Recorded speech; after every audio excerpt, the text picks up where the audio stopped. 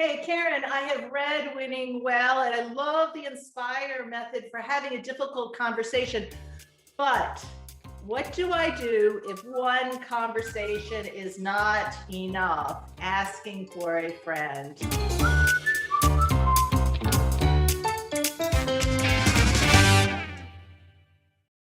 And we love this question. And this is something that we teach a lot in our live online leadership programs because sometimes one conversation is not enough. And so I have invited David Dye, my husband, co-author, business partner, to share our art of advanced accountability method. So David, thanks so much for joining me from our studio downstairs. Of course, it's my pleasure.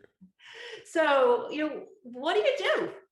You had the right conversation and it just doesn't work. What do you do then? Well, let's start by talking about the Inspire method itself. So I know you've done previous episodes on this, and we can refer back to those, put it in the links or whatnot. But the idea here is that we are inviting the person we're talking with into conversation, into actual dialogue, starting by noticing the behavior that happened. We're calling attention to something we can see, we can hear, we can observe. So my classic example, they were late. Hey, I noticed that you arrived at 9:15 for the meeting that started at 9. Okay. When we do that, and this is the good news, when we do that, it helps to reestablish and reinforce what success looks like, what the shared expectations are on this team and in the way that we do things. And so the good news is that it usually only takes one or two of those conversations for somebody to say, oh, I really do need to be here at 9, as opposed to, the other things that managers can do sometimes and say, oh, well, gosh, they've got to know they should have been here. Right. So good news, have one or two of these Inspire conversations and you're already way ahead of average leaders and managers. Right. So thank you so much. And we're not going to go through this whole model because we've talked about it on the show before. And I'm going to put an article that will be very helpful in the comments section. But the magic of this model is really that you're getting the person to reflect on the behavior that you're looking to change. And even more importantly, that you are helping them to come up with solutions that will actually work for them. Okay, so David, so you've had an Inspire conversation, the behavior comes back, you notice it again, and they're still faced with challenges. I imagine, what would you say are the first thing you need to do next? All right, so we're still going to have all the way through this process, we're going to have Inspire conversations, but the content of those conversations changes over time depending on what's happening. So we'll just stick with this easy example of somebody being late to demonstrate what's happening here. But the conversation that you just had, the first time somebody is late is the A in the A.R.T method for advanced accountability.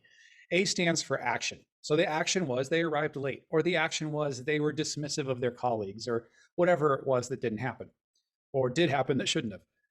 One or two of those conversations we'll have.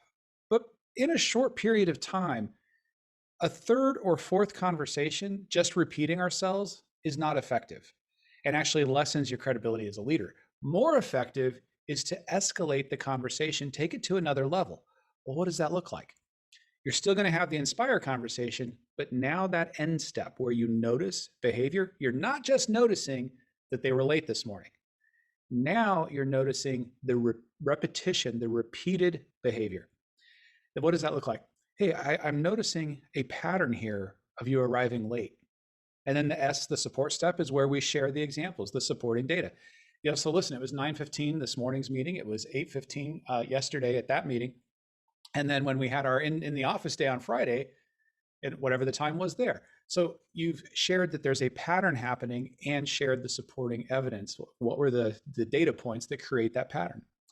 Many people who have patterns don't recognize they have them. And so we, as leaders, it can be helpful to help somebody get to success by drawing their attention to that. So that's the next thing we want to do, is draw attention to that repetition, that repeated pattern of behavior.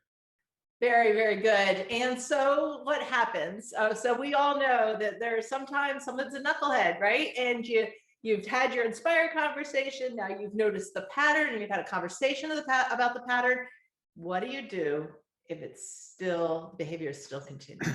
All right. Well, first I have to, because you used one of my favorite words when it comes to these conversations, which is knucklehead. And the reality is, and this, I'm coming from a real place of empathy here, because we are all someone's knucklehead. I know that I am your knucklehead from time to time, right? And you can be my, right? We're all someone's knucklehead. That's just part of the human experience. So part of our mental and emotional approach to these conversations is creating space and recognizing they're okay, they're healthy, and they're necessary. And we help one another to grow and give ourselves permission to be better human beings when we'll do this and have these. So just with that framework, if you have the repetition conversation, at the end of that, you want to ask for a commitment. All right, we've escalated. We're not just talking about I was late once. I have a pattern here. Can I commit? Can you commit to me that you're going to be on time, that you're going to engage with your colleagues in a respectful way, whatever the behavior was you identified? Can you commit to that? We want that commitment because that sets the stage. A, it escalates. So it's like, gosh, I've committed to this. I need to follow through. But if they don't, now we're ready to move to the third level, which is the T conversation. And this is a conversation about trust. So the notice step, we're not going to have a, you were late this morning. We're not going to have a, there's a pattern of being late. In fact, we're not going to talk about being late at all. We're going to talk about something else. Do you remember the conversation that we had last week about being on time? I'm glad you do, because here's the thing. I noticed that you did not keep your word this morning. All right, so the thing I'm noticing is that they didn't honor their own word. And why is this the ultimate escalation? Because human beings hate being hypocrites. None of us see ourselves that way. We all are someplace and have to figure it out, but we don't like seeing ourselves that way. And to have that brought to our attention it's a serious deal. The follow-up there is, so listen, I noticed you didn't honor your word. You didn't keep your commitment. And here's the thing. As your leader, as your manager, I know and I want you to be able to take my word and bank on it. You can put it in the bank, you can count on it. And I want to have that same relationship with you. So when we establish that as the foundation of the conversation we're having and call attention to trust, then it lays the framework for the rest of whatever needs to happen from there. But the goal here is to help them succeed. It's not about beating someone up for poor performance. We, as their leader, are invested in their success and we want to see them succeed. And that's the energy we need to come with. We can frame the conversation that way. Hey, listen, I really care about you. I want to see you succeed here. And that's not happening. I think it's been just fascinating to watch the folks that we've been working with really practice and do this art of advanced accountability. And the stories, right? The stories that we've been hearing of really significant turnarounds. And sadly, sometimes it does take getting all the way to the trust conversation. Not often, but we have seen some really good turnarounds even when it gets that serious. Yeah, it's not hard data, but experientially, I would say only about 1% of these end up going to the trust level, because once you've addressed something, it's like once or twice you've talked about it, like, oh, I need to pay attention. For the folks that have some pattern issues going on, drawing attention to that helps resolve those. It's not that many that go to the trust level. And then when they do, you usually see one of three things, right? Either the person, yeah, oh, thank you. I needed that. And we get there. Or the person says, and I know you and I have both had this happen, right? Where somebody says, Karen, thank you for talking with me about this. I know it couldn't have been easy, but it has helped me realize this is not the right fit for me. This is not a great role. I'm never going to be what needs to happen here. So I need to find something else. And then that's a positive. It doesn't feel positive, but that's a positive outcome.